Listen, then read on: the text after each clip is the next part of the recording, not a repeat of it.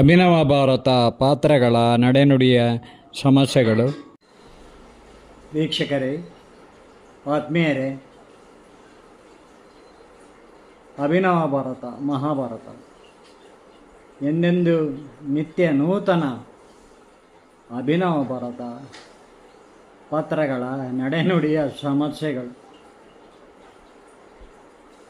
ಇಲ್ಲಿ ಯಾವ ರಹಸ್ಯವೂ ಇಲ್ಲ. ಎಲ್ಲ ಪಾತ್ರಗಳ ನಡೆನುಡಿಯ ಸಮಸ್ಯೆಗಳು ಪಿತಾಮಹ ಭೀಷ್ಮನಿಂದಲೇ ಆರಂಭ ಆಗುತ್ತೆ.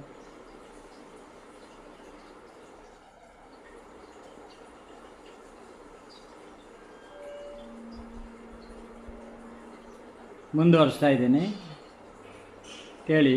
ಪಾಂಡವರ ವನವಾಸ ಕಳೆಯುತ್ತಿರಲು ಮಧುಮಾಸವು ಕಳೆದು ಗ್ರೀಷ್ಮ ಋತು ಬಂದಿದೆ. ಒಂದು ದಿನ ದ್ರೌಪದಿ ಯುಧಿಷ್ಠಿರನಿಗೆ, ಈ ಕಾಲದಲ್ಲಿ ನಾವು ಭೂಸುರರಿಗೆ ಜಂಬೂ ಫಲವನ್ನು ಬಾಗಿನ ನೈವೇದ್ಯ ಮಾಡುವ ವ್ರತ ಆಚರಿಸಿದರೆ,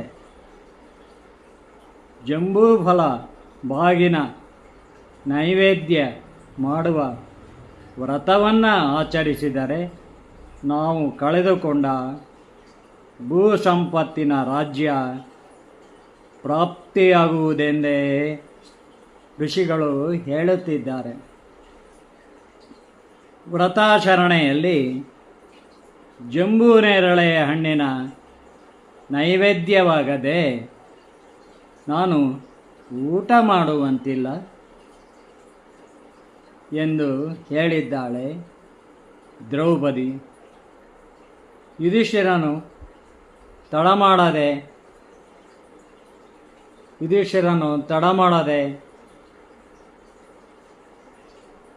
ಜಂಬೂ ಫಲಕ್ಕಾಗಿ ಭೀಮಾರ್ಜುನರನ್ನು ಕಳುಹಿಸಿದ್ದಾನೆ.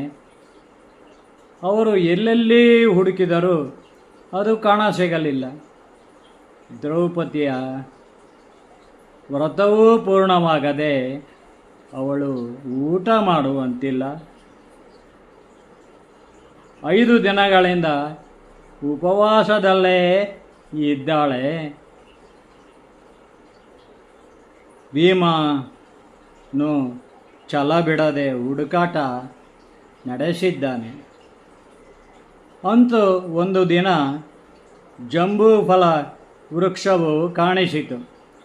ಅದರಲ್ಲಿ ಇರುವುದು ಒಂದೇ ಒಂದು ಜಂಬೂ ಫಲ. ವಿಚಿತ್ರವೆಂದರೆ ಅದೊಂದು ದೊಡ್ಡ ಹಲಸಿನ ಹಣ್ಣಿನ ಗಾತ್ರದಷ್ಟು ಇದೆಯಲ್ಲ.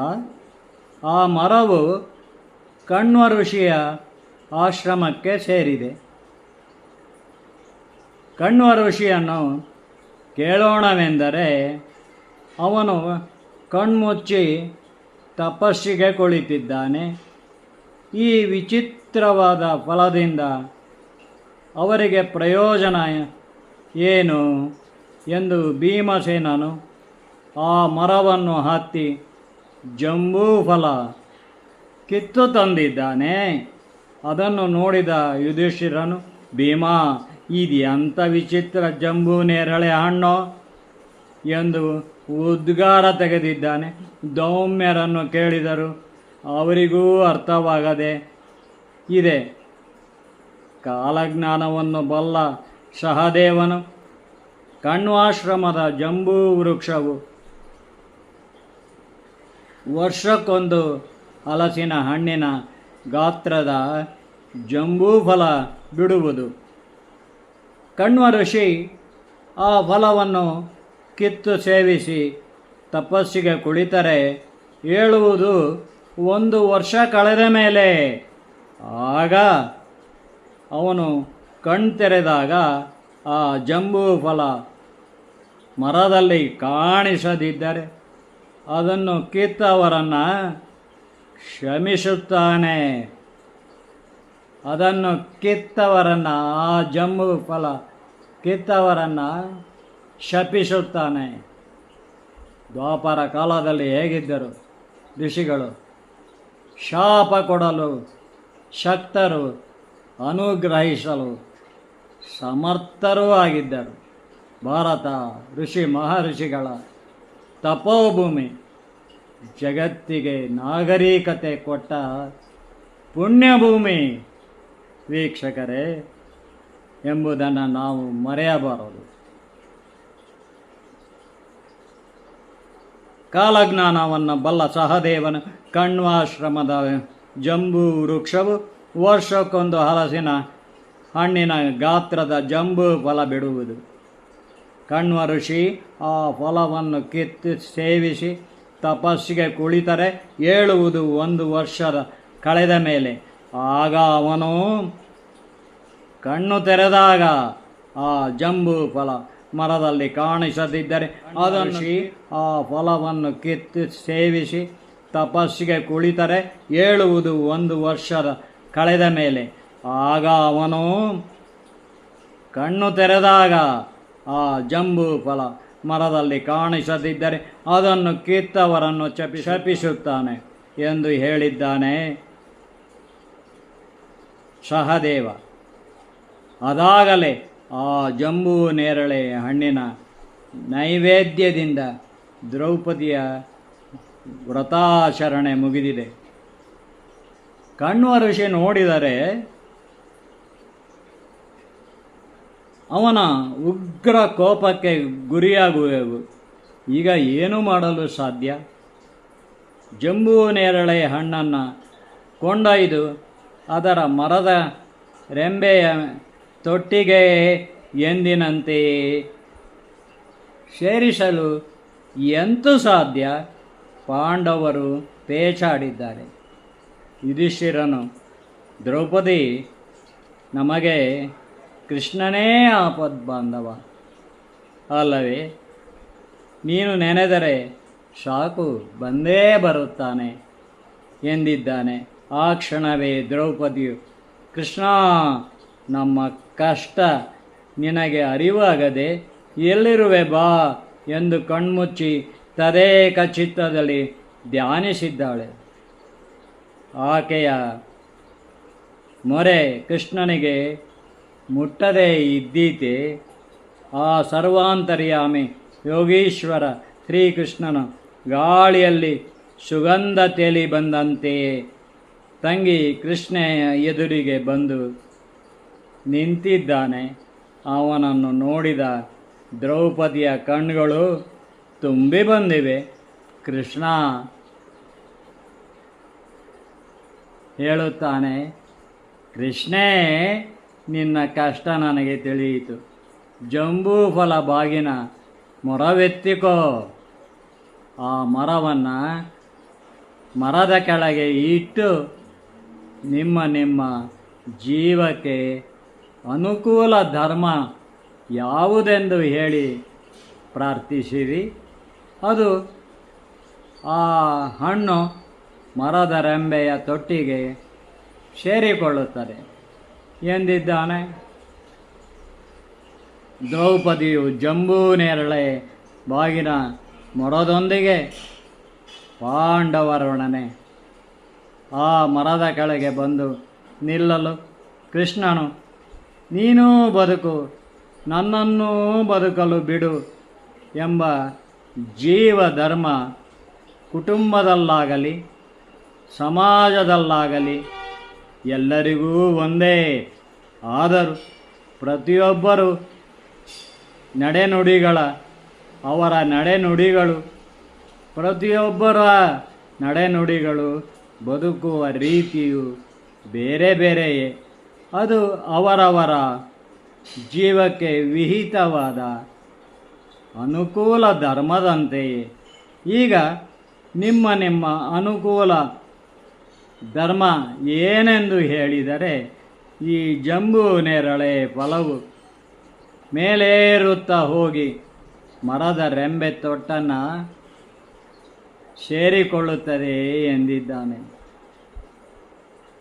ಮೊದಲು ಯುಧಿಷ್ಠಿರನನ್ನು ಕೇಳಿದಾಗ ಹೇಳುತ್ತಾನೆ, ಸತ್ಯವೇ ತಾಯಿ, ಜ್ಞಾನವೇ ತಂದೆ, ಧರ್ಮವೇ ಸೋದರನು, ದಯೆಯೇ ಗೆಳೆಯನು, ಶಾಂತಿಯೇ ಸತಿಯು, ಕ್ಷಮೆಯೇ ಪುತ್ರನು, ಇವುಗಳೇ ನನ್ನ ಜೀವಕ್ಕೆ ವಿಹಿತವಾದ ಅನುಕೂಲ ಧರ್ಮ ಎಂದಾಗ ಆ ಜಂಬೂ ನೇರಳೆ ಹಣ್ಣು ಅರ್ಧಕ್ಕೂ ಹೆಚ್ಚು ಎತ್ತರಕ್ಕೇರಿ ನಿಂತಿದೆ.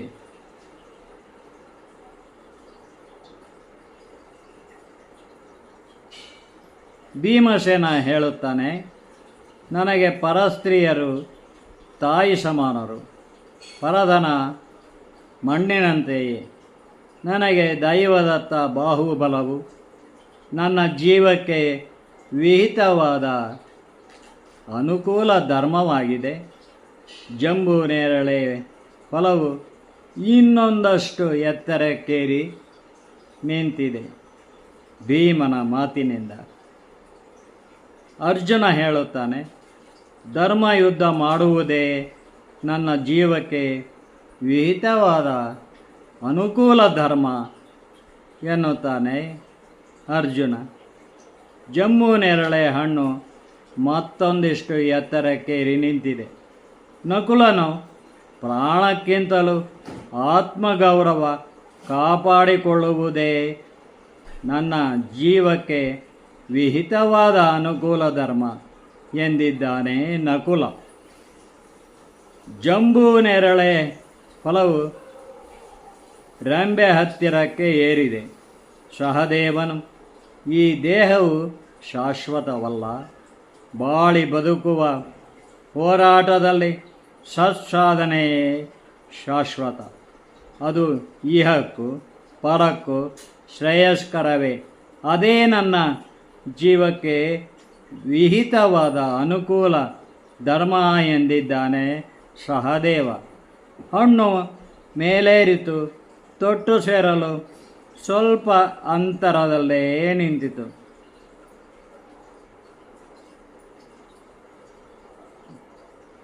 ಕೃಷ್ಣನು ಈಗ ದ್ರೌಪದಿಯ ಸರದಿಯೆಂದು ಅವಳನ್ನು ಕೇಳಿದ್ದಾನೆ. ಅವಳ ಕಡೆ ನೋಡುತ್ತಾ ದ್ರೌಪದಿ ಹೇಳುತ್ತಾಳೆ, ಹೆಣ್ಣು ಚಂಚಲೆ, ತಂದೆಯಾಗಲಿ ಸೋದರನಾಗಲಿ ಸುತನಾಗಲಿ ಕೆಲವೊಮ್ಮೆ ಅವಳ ಮನಸ್ಸು ಭ್ರಮೆಗೊಳ್ಳುತ್ತದೆ. ಅದವಳು ಮೆಚ್ಚಿದ ಅನುಕೂಲ ಧರ್ಮವೇ. ಜಂಬೂ ನೇರಳೆ ಮೇಲಕ್ಕೇರಲಿಲ್ಲ. ದ್ರೌಪದಿ ಹೇಳುತ್ತಾಳೆ, ಹೆಣ್ಣು ಚಂಚಲೆ, ತಂದೆಯಾಗಲಿ ಸೋದರನಾಗಲಿ ಸುತನಾಗಲಿ ಕೆಲವೊಮ್ಮೆ ಅವಳ ಮನಸ್ಸು ಭ್ರಮೆಗೊಳ್ಳುತ್ತದೆ. ಅದವಳು ಮೆಚ್ಚಿದ ಅನುಕೂಲ ಧರ್ಮವೇ ಎಂದಿದ್ದಾಳೆ. ಆದರೇನು, ಜಂಬೂ ನೇರಳೆ ಮೇಲಕ್ಕೇರಲಿಲ್ಲ. ನಿನ್ನ ಮನಸ್ಸಿನಲ್ಲಿ ಇನ್ನೇನೋ ಇದೆ, ಹೇಳು ಕೃಷ್ಣೆ ಎಂದಿದ್ದಾನೆ ಕೃಷ್ಣ. ಹೆಣ್ಣಿಗೆ ಒಬ್ಬ ಸುಂದರ ಗುಣಸಂಪನ್ನ ಗಂಡನಿದ್ದರು. ಇನ್ನೊಬ್ಬಳ ಗಂಡನನ್ನು ನೋಡಿದಾಗ ಅವನು ಹೆಂಡತಿಯನ್ನಾಗಿ ಚೆನ್ನಾಗಿ ನೋಡಿಕೊಳ್ಳುತ್ತಾನೆ. ಅವನು ಗಂಡನಾಗಿದ್ದರೆ ಎಂಬುದು ಅವಳಿಗೆ ಹಿತವೆನಿಸುವ ಅನುಕೂಲ ಧರ್ಮ ಆಗಿದೆ ಎಂದಿದ್ದಾಳೆ. ಅದೂ ಅಲ್ಲ, ಗಂಡಸಿಗೂ ರೂಪಸಿ ಗುಣಸಂಪನ್ನೆಯಾದ ಹೆಂಡತಿಯು ಇದ್ದರೂ ಇನ್ನೊಬ್ಬನ ಹೆಂಡತಿಯನ್ನು ನೋಡಿ ಅವಳೇ ಸುಂದರಿ ಗುಣಸಂಪನ್ನೆ, ಅವಳು ನನ್ನ ಹೆಂಡತಿಯಾಗಿದ್ದರೆ ತನಗೆ ಅನುಕೂಲ ಧರ್ಮವೆನಿಸುತ್ತಿತ್ತು ಅವಳೆಂದಾಗ, ಕೃಷ್ಣೆ,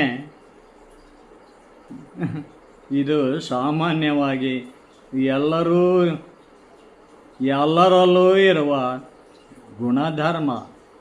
ನೀನು ಸಾಮಾನ್ಯ ಹೆಣ್ಣಲ್ಲ, ಯೋಚಿಸಿ ಹೇಳು ಕೃಷ್ಣನೆಂದಾಗ ದ್ರೌಪದಿಯು ಕೆಲ ಕ್ಷಣಗಳೇ ತಡೆದು ಹೇಳುತ್ತಾಳೆ,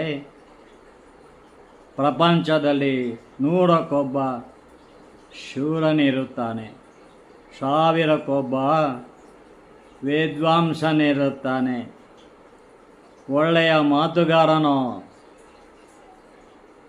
1,00,000ಕ್ಕೊಬ್ಬ ಇರುತ್ತಾನೆ. ಆದರೆ 1,00,000ಕ್ಕೊಬ್ಬ ದಾನಿಯನ್ನು ನಾವು ಕಾಣಲಾರೆವು. ಕೌರವರ ಕಡೆ ಇರುವ ಮಹಾರಥಿ ಕರ್ಣನು ಸದ್ಗುಣ ಸಂಪನ್ನನೇ, ಆದರೇನು ದುರ್ಯೋಧನನ ದುಷ್ಟ ಸಹವಾಸಕ್ಕೆ ಬಿದ್ದು ಸ್ವಾಭಿಮಾನ ಕಳೆದುಕೊಂಡಿದ್ದಾನೆ. ಆದರೂ ಕಾಮುಕ ದುರ್ಯೋಧನನ ಅವನೊಂದಿಗೆ ಇದ್ದು ತನ್ನ ವ್ಯಕ್ತಿತ್ವ ಪವಿತ್ರತೆ ಕಾಪಾಡಿಕೊಂಡಿದ್ದಾನೆ. ದುರ್ಯೋಧನನ ಹೆಂಡತಿ ಭಾನುಮತಿ ಅವನನ್ನು ಸ್ವಂತ ಸೋದರನಂತೆಯೇ ಕಾಣುತ್ತಾಳೆ. ಇವನು ಹಾಗೆಯೇ ಅವಳಿಗೆ ಸೋದರನಂತೆಯೇ ಇದ್ದಾನೆ. ಕರ್ಣನು ತನಗೆ ಇಷ್ಟವಿಲ್ಲದಿದ್ದರೂ ದುರ್ಯೋಧನನನ್ನೇ ಖುಷಿಪಡಿಸುವುದನ್ನು ಕಂಡ ಭಾನುಮತಿಯು ಅವನ ಅಸಹಾಯಕತೆಗೆ ಮರುಗುತ್ತಾಳೆ. ಅಂಥ ಗುಣಸಂಪನ್ನ ಮಹಾರಥಿ ಶೂರ ಸಾಹಸಿ ಕರ್ಣನು ನಮ್ಮ ಕಡೆ ಸೇರಿದ್ದರೆ ಅವನಿಗೂ ನಮಗೂ ವಿಹಿತವಾದ ಅನುಕೂಲ ಧರ್ಮವೇ ಆಗುತ್ತಿತ್ತು ಅಲ್ಲವೇ ಕೃಷ್ಣ? ಇದನ್ನು ಅಪಾರ್ಥ ಮಾಡ್ತಾರೆ ಪಾಮರರು, ವಿದ್ಯಾವಂತರು ಕೂಡ. ಅವಳಿಗೆ 5 ಜನ ಗಂಡಂದಿರು ಸಾಲದು, ಕರ್ಣನೂ ಒಬ್ಬ ಗಂಡ ಆಗಿಬಿಟ್ಟಿದ್ದಾರೆ ಅಂತ. ನೋಡಿ ಮೂಲ ವ್ಯಾಸ ಭಾರತ ಹೇಗಿದೆ ಅಂತ. ಅಂಥ ಗುಣಸಂಪನ್ನ ಮಹಾರಥಿ ಶೂರ ಸಾಹಸಿ ಕರ್ಣನು ನಮ್ಮ ಕಡೆ ಸೇರಿದ್ದರೆ ಅವನಿಗೂ ನಮಗೂ ವಿಹಿತವಾದ ಅನುಕೂಲ ಧರ್ಮವೇ ಆಗುತ್ತಿತ್ತು ಅಲ್ಲವೇ ಕೃಷ್ಣ ಎಂದು ಅರ್ಥ ಸ್ವರದಲ್ಲೆಂದ ದ್ರೌಪದಿಯ ನಲ್ನುಡಿಗೆ ಶ್ರೀಕೃಷ್ಣನು ಮಂದಸ್ಮಿತನಾಗಿ ಜಂಬೂ ನೇರಳೆ ಫಲದತ್ತ ನೋಡುತ್ತಿದ್ದಂತೆಯೇ ಅದು ಚಕ್ಕನೆ ಮೇಲಕ್ಕೇರಿ ಮರದ ರೆಂಬೆಯ ತೊಟ್ಟನ್ನು ಸೇರಿಕೊಂಡಿದೆ. ಕೃಷ್ಣೇ, ಮಹಾಸತಿ ಶಿರೋಮಣಿಯೇ ನೀನು ಅಗ್ನಿಜೆ. ನಿನ್ನ ಜೀವಿತದ ಅನುಕೂಲ ಧರ್ಮವು ಮಹತ್ತರವೇ ಆಗಿದೆ ಎಂದು ಮಂದಸ್ಮಿತ ನಗೆ ಬೀರಿದಾನೆ ಕೃಷ್ಣ. ನಿಮ್ಮ ಕುಟೀರಕ್ಕೆ ಹೋಗೋಣ ಎಂದವನು. ಕೃಷ್ಣೇ, ನಮಗಾಗಿ ಅದೇನು ಅಡಿಗೆ ಮಾಡಿರುವೆ ಕೇಳಿದ್ದಾನೆ ಮೆಲುದನಿಯಲ್ಲಿ. ಕೃಷ್ಣೆ ಅಂದರೆ ಅವಳು ಕೆಂಪಗಿರಲಿಲ್ಲ, ಕಪ್ಪಗಿದ್ಲ. ಕೃಷ್ಣ ಸುಂದರಿ ಅವಳು. ಏನು ಮಾಡಿರುವೆ ಕೇಳಿದ್ದಾನೆ ಮೆಲುದನಿಯಲ್ಲಿ. ಕೃಷ್ಣ, ನಿನ್ನ ಗುಣಧರ್ಮ, ಆ ಧರ್ಮದ ಮರ್ಮವನ್ನು ಅರಿತವರೇ ಭಾಗ್ಯಶಾಲಿಗಳು. ಗೋವುಗಳನ್ನು ಕಂಡರಂತೂ ಪ್ರಾಣ ನಿನಗೆ. ಅವು ನಿನ್ನನ್ನು ಕಂಡ ಕ್ಷಣವೇ ನಿನ್ನ ಬೆನ್ನ ಹಿಂದೆಯೇ ಬಂದು ನಿಲ್ಲುತ್ತವೆ. ನಿನ್ನ ಮುರುಳಿ ಗಾನಕ್ಕೆ ಮರುಳಾಗುತ್ತವೆ. ಕೃಷ್ಣ, ಗೃಹಸ್ಥರಳು ಆದರ್ಶ ಗೃಹಸ್ಥ ನೀನು. ಗೃಹಸ್ಥರೆಲ್ಲರಲ್ಲೂ ಆದರ್ಶ ಗೃಹಸ್ಥ ನೀನು. ಸಂತರಳು ಯೋಗೀಶ್ವರ ನೀನು. ಬಾ ಕೃಷ್ಣ, ಊಟ ಮಾಡುವೆಯಂತೆ. ಅಕ್ಷಯ ಪಾತ್ರೆ ನೀಡುವ ಭಕ್ಷ್ಯ ಭೋಜ್ಯಗಳೆಲ್ಲ ಸಿಹಿಯೊಂದಿಗೆ ಸಸ್ಯಾಹಾರವೇ ನಿನಗೆ. ನಿನಗಿಷ್ಟವಾದ ಹಾಲು, ಹೋಳಿಗೆ, ಗಸಗಸೆ ಪಾಯಸ ಮಾಡಿದ್ದೇನೆ. ಅವಲಕ್ಕಿ, ಮೊಸರು ಇದೆ ಎಂದಳಾಕೆ. ಕೃಷ್ಣನು ದ್ರೌಪದಿಯನ್ನೇ ಅಭಿಮಾನದಿಂದ ನೋಡಲು ಪಾಂಡವರು ಮೂಕ ವಿಸ್ಮಿತರಾಗಿದ್ದಾರೆ.